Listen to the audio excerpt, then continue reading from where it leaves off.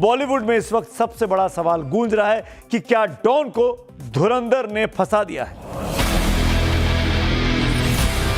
फरहान अख्तर की home production Excel entertainment की most awaited film don 3 को लेकर एक ऐसा विवाद अब खड़ा हो गया है कि एक सुपरस्टार कटघरे में है।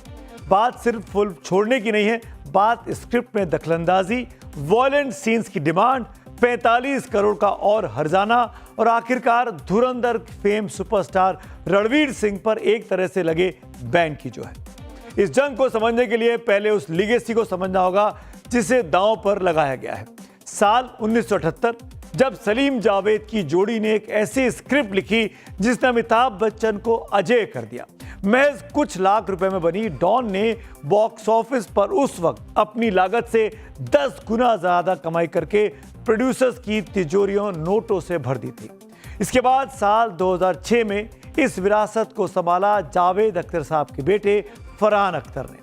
किंग खान यानी शाहरुख खान नए दौर के शातिर और स्टाइलिश डॉन बनकर स्क्रीन पर आए और बॉक्स ऑफिस पर तहलका मचा दिया। 2011 में आई Don 2 the king is back. इस फ्रेंचाइजी ने एक्सेल एंटरटेनमेंट को बॉलीवुड के सबसे बड़े ब्रांड में से एक बना दिया। हर किसी की नजरें थी कि इसके तीसरे पार्ट पर। साल 2023 में फरहान अख्तर ने आधिकारिक तौर पर घोषणा की कि अब डॉन की लीगेसी को वो आगे बढ़ाएंगे नए जमाने के सुपरस्टार रणवीर सिंह के साथ। फैंस झूम उठे। सोशल मीडिया में इस फिल्म का टीजर भी लॉन्च कर दिया गया। डॉन 3 का ये टीजर करीब 2 साल पुराना है। जी हाँ, 2 साल पुराना। मिलियंस व्यूज हैं इसके यूट्यूब पर। शुरुआत में इस मेगा प्रोजेक्ट में लीड एक्ट्रेस के तौर पर कियारा आडवाणी को साइन किया गया था, लेकिन किस्मत को कुछ और ही मंजूर था। खबरों के मुताबिक मैटरनिटी ब्रेक के चलते कियारा को इस फिल्म से पीछे हटना पड़ा। इसके बाद मेकर्स ने कृति सनन को अप्रोच किया। ऐसी खबरें बाजार में तैरने लगी थी, लेकिन एक्ट्रेस के बदलने और बार बार रीवर्क के चक्कर में फिल्म का शेड्यूल आगे खिसकता गया। फिल्म लगातार डिले होती रही और इसी देरी ने उस मोड़ की नींव रख दी जहां आज ये पूरी फिल्म अब डब्बा बंद होने के कगार पर पहुंच गई है। डॉन 3 की शूटिंग में डिले हुई तो रणवीर सिंह खाली नहीं बैठे, वो व्यस्त हो गए अपनी दूसरी फिल्म धुरंधर में। 2025 के आखिर में धुरंधर 1 रिलीज हुई और फिर इसी साल की शुरुआत में धुरंधर 2 मार्च के महीने में रिलीज हो गई। बॉक्स ऑफिस पर धुरंधर की दोनों ने कामयाबी के तमाम रिकॉर्ड तोड़ दिए। दावा है कि धुरंधर की ब्लॉकबस्टर सक्सेस के बाद रणवीर सिंह के तेवर बदल गए। मीडिया रिपोर्ट्स पर भरोसा करें तो धुरंधर फ्रेंचाइजी से पहले रणवीर सिंह आलिया भट्ट के साथ रॉकी और रानी की प्रेम कहानी में सिल्वर स्क्रीन पर नजर आए थे। रिपोर्ट के मुताबिक करण जौहर की romantic comedy film drama film के लीड रोल के तौर पर रणवीर को 25 करोड़ उस वक्त मिले थे, जबकि धुरंधर फ्रेंचाइजी के लिए रणवीर सिंह को 50 करोड़ रुपए फीस मिली, यानी सीधे फीस में 100% का इजाफा। मिड डे की रिपोर्ट के मुताबिक डॉन 3 की शूटिंग शुरू होने से पहले रणवीर ने अचानक फिल्म छोड़ने का मन बना लिया। मेकर्स का बेहद गंभीर आरोप है कि रणवीर सिंह स्क्रिप्ट में भारी हस्तक्षेप कर रहे हैं। रणवीर चाहते थे कि डॉन 3 में भी धुरंधर की तरह भारी डार्क थीम हो, वॉयलेंट सीन्स और डाले जाएं जो धुरंधर की यूएसपी थी, लेकिन फरहान अख्तर जो कि फिल्म के प्रोड्यूसर हैं, डॉन के उस क्लासिक शातिर और यूनिवर्सल स्वैग को डार्क थीम की भेंट चढ़ाने को तैयार नहीं हुए। नतीजा, रणवीर ने फिल्म से किनारा कर लिया और साइनिंग अमाउंट लौटाने की बात कह दी। रणवीर की अचानक फिल्म छोड़ने से फरहान अख्तर का गुस्सा 7वें आसमान पर पहुंच गया।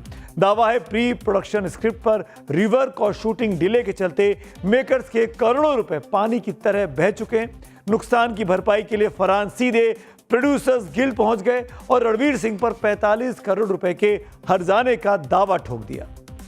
डॉन 3 जो एक्सेल मूवी की फिल्म थी, उसमें उन्होंने 3 साल तक प्री प्रोडक्शन हुआ, बाद में लास्ट मोमेंट में उन्होंने मना कर दिया और फरहान अख्तर की कंप्लेन आई डायरेक्टर एसोसिएशन में, उन्होंने हमें फॉरवर्ड किया। उसके बिहाफ पे उनको बार बार बुलाने का प्रयास किया, लेकिन उन्होंने ना आना उचित समझा। खबर यह भी है कि इस विवाद को खत्म करने के लिए इंडस्ट्री के मिस्टर परफेक्शनिस्ट यानी आमिर खान साहब ने बीच बचाव किया दोनों पक्षों में।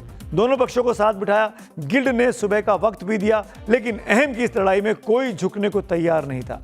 आखिरकार मामला पहुंचा federation of western Indian cine employees यानी FWICE के पास।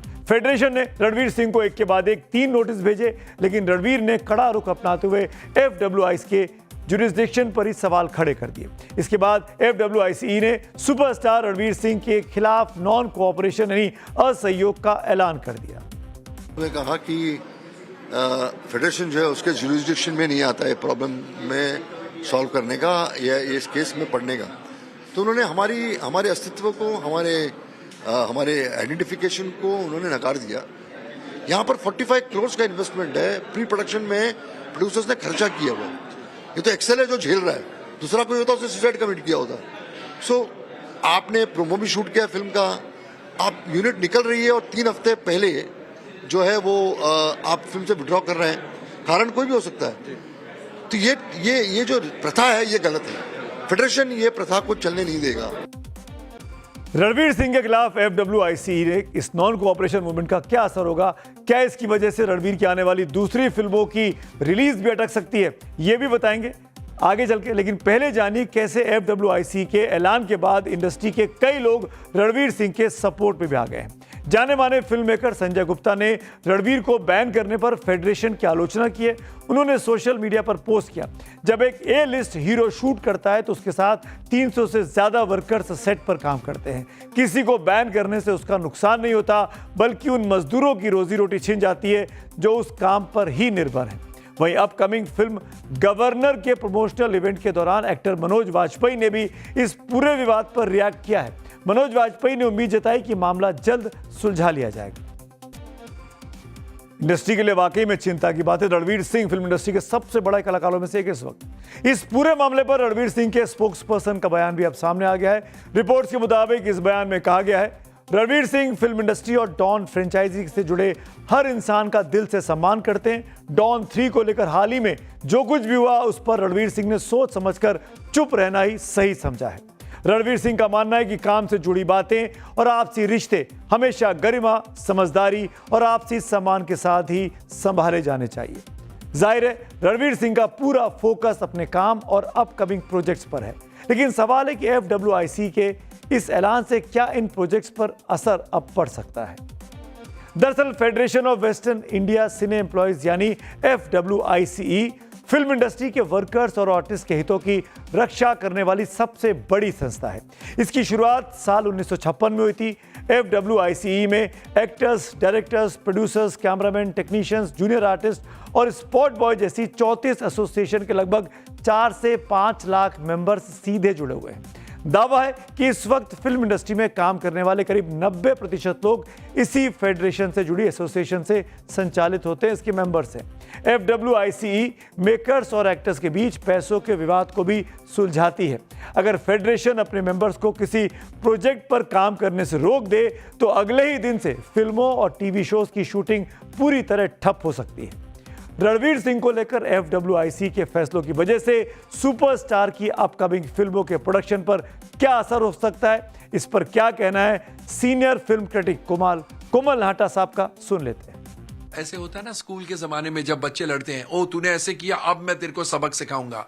तो FWICE का मूव भी मुझे ऐसे लगता है कि सबक सिखाने वाली बात है कि हमने जब नोटिस भेजा, हमने जब उन्हें बुलाया, हमारे सामने नहीं आया, अब देखो हम मजा चखाते हैं। लेकिन मजा कुछ चखने वाला है नहीं, क्योंकि इस नॉन कोऑपरेशन डायरेक्टिव या बॉयकॉट नोटिस के मायने ही कुछ नहीं है। धुरंधर आता था तो तालियां बजती थी, डॉन 3 आएगा क्या नहीं किसी को नहीं पता। विवाद चाहे जितना भी बड़ा हो, लेकिन सिनेमा का एक ही उसूल रहा है, the show must go on. उम्मीद है कि यह गतिरोध जल्द टूटेगा, क्योंकि इस शो के पीछे सिर्फ बड़े नाम नहीं बल्कि वो सैकड़ों गुमनाम चेहरे भी हैं जिनकी रोजी रोटी इसी कैमरे के ऑन होने से चलती है। ऐसे में मनोरंजन का ये पहिया थमना नहीं चाहिए।